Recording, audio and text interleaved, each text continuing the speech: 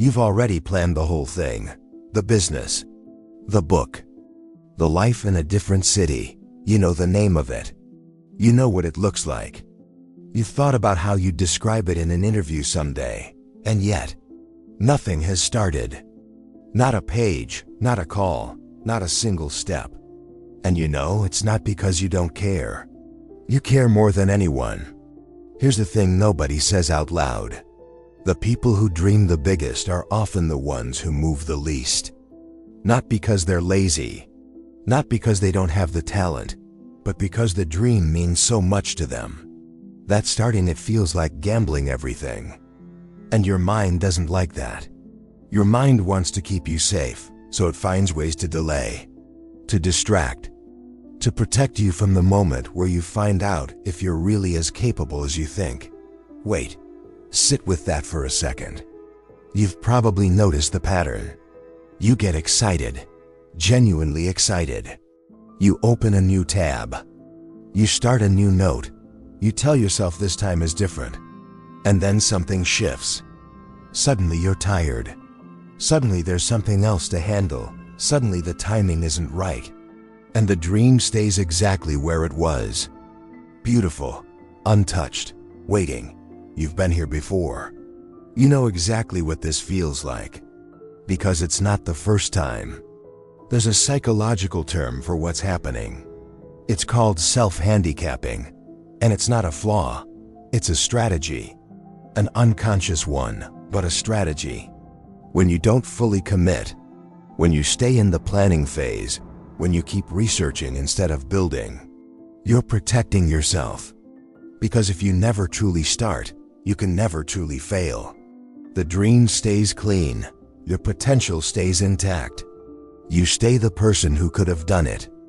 And that version of you is much easier to live with than the version who tried and came up short. So your brain makes a deal with you. Stay still. Stay safe. The dream will be there tomorrow. You do this in ways you don't even notice. You spend 3 hours researching instead of spending 1 hour doing. You watch videos about people who built things. Instead of building yours, you reorganize your workspace. You make a better playlist. You read one more book first. It all feels like progress. It looks like preparation. But there's a difference between preparing to start and using preparation to avoid starting. Be honest, which one has it been? Here's where it gets deeper. For a lot of people, the dream stops being something they want to do and starts being who they are. You're not just someone who wants to write a book. You are a writer. You just haven't written anything yet. And when the dream becomes your identity, the stakes change completely, because now if the project fails, it's not just a failed attempt. It's evidence about you. Maybe this isn't just something you're afraid to do. Maybe this is who you've become. The person who holds the dream, but never moves toward it. Not because you can't, but because moving means risking everything you believe about yourself. There's a contradiction living inside you. You want to create something real, but you're terrified of what real looks like when it's flawed. You want to be seen, but being seen means being judged. You want to change your life, but changing your life means leaving behind the version of you that feels familiar, so you live in the middle, dreaming forward, standing still, and the gap between those two gets a little bit wider every year. There's something else happening too, and this one is harder to admit. Psychologist Gabriele Oettingen spent years studying what happens when people visualize their dreams in detail. What she found went against everything the self-help industry promotes. The more vividly you imagine success, the more real it feels, the more emotionally you experience it, the less energy your body produces to actually chase it. Your brain partially registers the reward. Before you've done a single thing, the dopamine releases, the nervous system settles, the motivation drops. So every time you sit there, imagining the life you want in vivid detail, you're not preparing yourself to go get it. You're giving your brain a reason not to. Look at this. The very thing you thought was helping you might be the thing holding you back.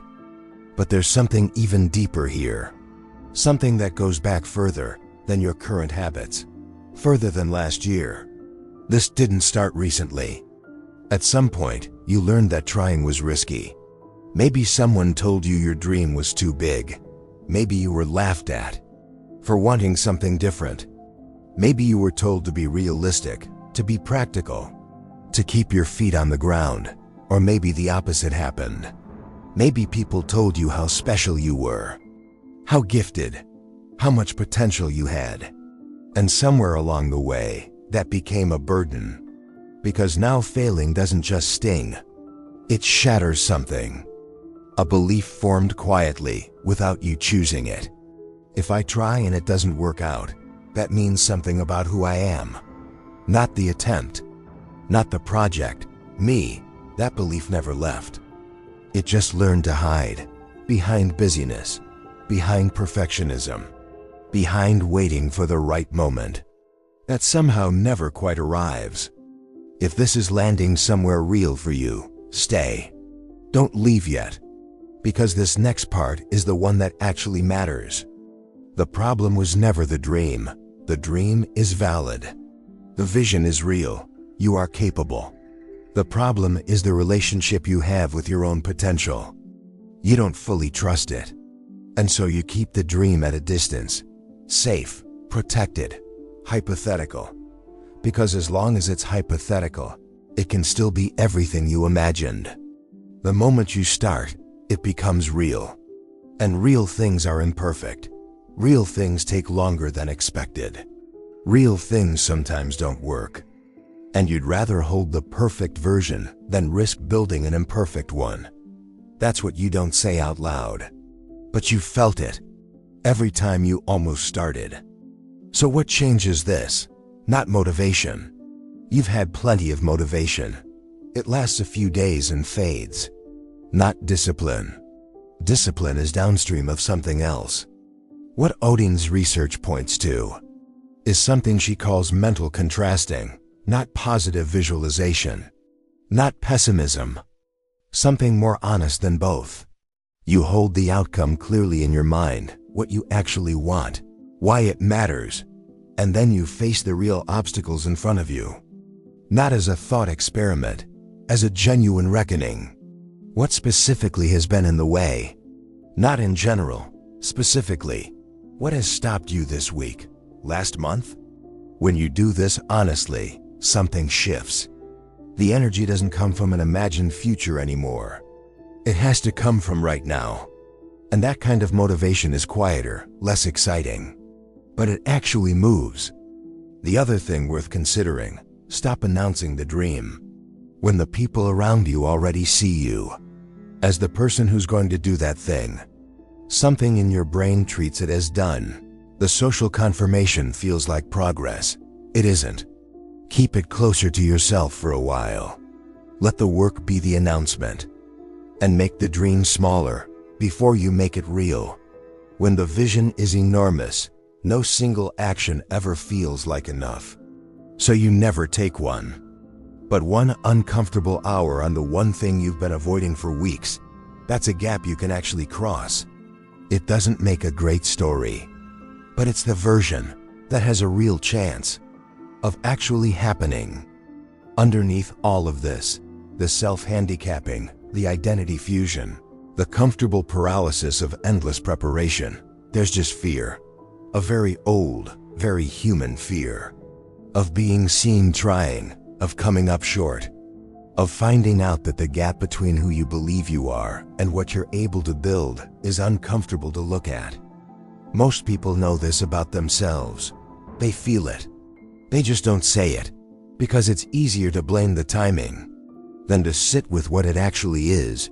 Your dream hasn't gone anywhere, but somewhere along the way, it stopped being a direction and became a destination you never bought a ticket for.